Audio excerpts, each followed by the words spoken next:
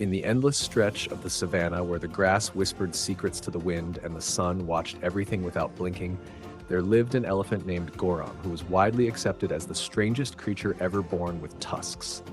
Goram was big, gray, powerful, and capable of flattening trees. Yet his mind behaved like it was permanently lost in a festival of bad ideas. From the very beginning, Goram did not act like other elephants. When he was born, instead of standing up calmly and following his mother, he sat down and stared at his own trunk for 3 hours, swinging it slowly and whispering to himself as if it were a mysterious snake that needed convincing. The herd watched in silence, and the oldest elephant muttered that this one would either become legendary or unbearable. As Goram grew, it became clear that he possessed endless energy but absolutely no direction. He walked in circles for no reason. He stopped suddenly to stare at clouds as if they were telling him jokes. He once tried to race a shadow and lost badly, then accused the ground of cheating. Other elephants used their trunks carefully, lifting food, drinking water, greeting one another gently, but Goram used his trunk like a toy. He flung mud at birds, waved sticks at invisible enemies, and once spent an entire afternoon trying to pull the sun closer because he believed it looked lonely. His mother loved him deeply, but often sighed so loudly that nearby trees felt judged. Goram believed he was a thinker, a visionary, a genius, misunderstood by slow-moving elephants. He believed rules were suggestions, paths were optional, and warnings were merely dramatic storytelling. When the herd moved together toward water, Goram zigzagged, claiming straight lines were boring. When elders told stories meant to teach wisdom, Goram clapped his ears loudly and asked if there would be snacks afterward. Despite this, the herd tolerated him because elephants are patient, and because Goram was never cruel, only confusing. One morning, Goram woke up with what he proudly announced was a brilliant idea. He did not know what the idea was yet, but he could feel it coming. He ran in a wide circle, trumpeting loudly, knocking over bushes, startling antelope, and terrifying a sleeping lion who fell off a rock. Goram stopped suddenly and declared that he would become famous. Not for strength, not for leadership, but for creativity. No one asked what that meant, because experience had taught them it was safer not to know. That same day, Goram decided walking was inefficient and began rolling instead. He rolled down small hills, into dry riverbeds through dust clouds, laughing so hard that his trunk flailed wildly. The herd watched from a distance, exchanging looks of tired acceptance. Goram rolled straight into a mud pit, disappeared completely, then burst out covered head to toe in thick brown mud. He stood proudly and announced that he had invented camouflage. A nearby crocodile stared at him and slowly backed away, unsure whether Goram was dangerous or simply broken. As seasons passed, Goram's craziness became legendary. Birds used him as a landing platform. Monkeys threw fruit at him just to see his reactions. Hyenas laughed until they cried whenever Goram tried to sneak because an elephant attempting stealth looked like a moving hill with confidence issues. Goram took all of this as admiration. He bowed often. He waved at invisible crowds. He practiced victory poses. Then came the drought. The savanna grew quiet. Waterholes shrank. Grass turned brittle, laughter faded. The herd grew serious, cautious, focused. Goram noticed the change and misunderstood it as boredom. He announced that this was the perfect time for adventure. When the herd moved carefully toward distant water, Goram wandered off, chasing a bright bird, convinced it was guiding him to treasure. By the time the bird disappeared into the sky, Goram realized he was alone. At first, Goram was thrilled. Alone meant freedom. He trumpeted loudly, enjoying the echo. He wandered wherever he pleased, talking to trees, inventing songs, and practicing speeches he planned to give when he returned as a hero. But as the sun climbed and the land remained silent, the excitement faded. Goram grew thirsty. He searched for water, but found only cracked earth. Hunger followed. For the first time, Goram felt something unfamiliar pressing against his chest. Fear. Night came, and the savanna changed. Sounds grew sharper. Shadows moved differently. Goram lay down under a tree, trying to convince himself that everything was fine, but his ears picked up distant hyena laughter and his heart beat faster than his thoughts. He missed the herd's deep rumbles, the comforting presence of many bodies moving together. He slept poorly, waking often, trunk twitching. The next day was worse.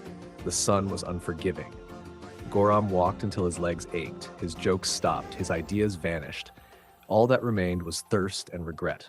He remembered warnings he had ignored. He remembered elders telling him to stay close, to listen, to think before acting. For the first time, Goram wished he had listened. As the afternoon dragged on, Goram stumbled upon a dry riverbed. He followed it desperately, hoping it would lead to water. Instead, it led him to humans. A small group stood near broken equipment, speaking loudly, unaware of Goram until he stepped into view. Both sides froze. Goram stared at them. They stared at him. Goram, nervous and unsure, lifted his trunk slowly. Then he sneezed. The humans panicked. They ran. Goram panicked harder. He charged blindly, crashing through bushes, snapping branches, sending birds screaming into the sky. He ran until his strength failed and collapsed near a rocky outcrop, chest heaving, eyes wide with terror. He had never felt so small. As the sun dipped low, Goram did something he had never done before. He stayed still. He listened. He didn't talk. He didn't joke. He didn't move. In the silence, he heard distant rumbles. Soft, familiar. Elephants. His herd. Goram stood slowly and answered with a careful trumpet, controlled and clear. The sound traveled. Moments later, shapes appeared through the dust. The herd approached. Old Nasha at the front. She touched Goram's trunk gently. Goram lowered his head. "I was foolish," he said quietly. Old Nasha replied calmly, "You always were. Today, you learned something." They returned together. Goram walked in line. He followed. He listened. He did not zigzag. The herd reached water. Goram drank slowly, deeply, grateful beyond words. From that day on, Goram was still crazy, but differently crazy. He used his energy to scout paths. His curiosity helped locate water. His unpredictable movements scared predators. His ideas became solutions. When danger came, Goram stood firm. When laughter returned, he laughed too, but never forgot the silence of being alone. The Savanna remembered him not as a problem, but as a lesson. Goram lived long, still strange, still joyful, but finally wise enough to know when to stop being crazy. And under the vast watching sky, the crazy elephant learned how to belong.